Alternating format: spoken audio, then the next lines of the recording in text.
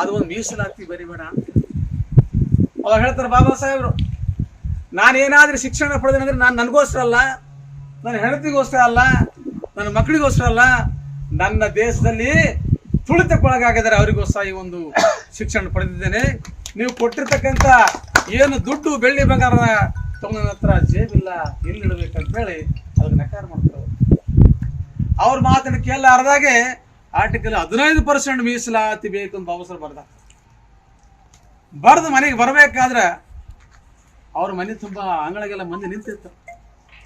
ಬಾಬಾ ಸಾಹೇಬ್ ಕರೆದು ಕೇಳ್ತಾರೆ ಒಬ್ಬನಿಗೆ, ಇಲ್ಲಿ ಬಾಪ ಅಂತೇಳಿ, ಏನಾಗ್ಯದಪ್ಪ ನಮ್ಮ ಮನೆಗೆ ಅಂತ ಕೇಳ್ತಾರೆ. ಅವಾಗ ಹೇಳ್ತಾರ, ಸಬರಂ ಗಂಗಾಧರ ಮಗ ತೀರ್ಕೊಂಡನ ಅಂತ ಹೇಳ್ತಾರೆ. ಜಯಂತಿಯನ್ನು ಆಚರಣೆ ಮಾಡಿ ಬಂದಂತ ಎಲ್ಲ ಕಾರ್ಯಕರ್ತರು ನಮ್ಮ ಸಮಾಜ ಪರವಾಗಿ ಒಂದು ಜಯಂತಿ ಮಾಡೋಣ ಅನ್ನುವಂಥ ಒಂದು ಇದಕ್ಕೆ ಬಂದು ತೀರ್ಮಾನಕ್ಕೆ ಬಂದು ಈ ಅವರ ಪ್ರವಾಸಿ ಮಂದಿರದಲ್ಲಿ ನಮ್ಮ ಮಾದಿಗ ಸಮಾಜ ವತಿಯಿಂದ ಡಾಕ್ಟರ್ ಬಾಬಾ ಸಾಹೇಬ್ ಅಂಬೇಡ್ಕರ್ ಅವರ 134ನೇ ಜಯಂತಿ ನಾವು ಆಚರಣೆ ಮಾಡ್ತಾ ಇದ್ದೇವೆ. ಸಮಾಜದ ಬಾಂಧವರೇ, ಈಗಾಗಲೇ ಡಾಕ್ಟರ್ ಬಾಬಾ ಸಾಹೇಬ್ ಅಂಬೇಡ್ಕರ್ ಅವರ ಒಂದು ಮಾರ್ಗದರ್ಶನ ಮತ್ತು ಅವರ ಒಂದು ಇತಿಹಾಸ, ಜೀವನ ಚರಿತ್ರೆ ಬಗ್ಗೆ ನಾವು ತಿಳ್ಕೊಳ್ಬೇಕಾದ್ರೆ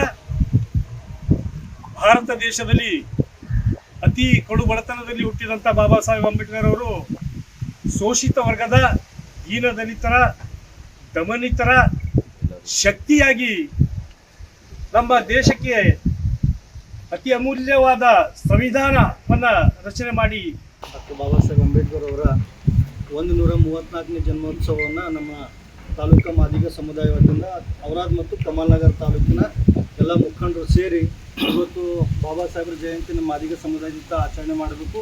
ಇಂದು 14ನೇ ತಾರೀಕು ಪ್ರಥಮ ದಿನ ಆಗಿರೋದ್ರಿಂದ ನಾವು ಸಾಮೂಹಿಕವಾಗಿ ಒಂದು ಜಯಂತಿ ಮಾಡ್ತಾ ಇದ್ದೀವಿ. ಮುಂದಿನ ದಿನಗಳಲ್ಲಿ ಕೂಡ ಎಲ್ಲ ತಾಲೂಕಿನ 2 ತಾಲೂಕಿನ ಹುಬ್ಳಿ ಕೇಂದ್ರಗಳಲ್ಲಿ ಬಾಬು ಜಗಜೀವನ್ ರಾವ್ ಹಾಗೂ ಡಾಕ್ಟರ್ ಬಾಬಾ ಸಾಹೇಬ್ ಅಂಬೇಡ್ಕರ್ ಅವರ ಜಯಂತಿಯನ್ನು ಭಾಳ ಅದ್ದೂರಿಯಾಗಿ ಸರ್ಕಲ್ ಪ್ಲೇಸ್ನಲ್ಲಿ ಮಾಡ್ಬೇಕಂತೇಳಿ ಈಗಾಗಲೇ ನಿರ್ಣಯ ಕೂಡ ಮಾಡಿದ್ವಿ ಎಲ್ಲ ಸಮುದಾಯದ ಮುಖಂಡರು. ಭಾರತ ರತ್ನ ಡಾಕ್ಟರ್ ಬಾಬಾ ಸಾಹೇಬ್ ಅಂಬೇಡ್ಕರ್ ಅವರಿಗೆ, ಶಿಲ್ಪಿ ಡಾಕ್ಟರ್ ಬಾಬಾ ಸಾಹೇಬ್ ಅಂಬೇಡ್ಕರ್ ಅವರಿಗೆ, ಜೈ Madiga, doctor B R Ambedkar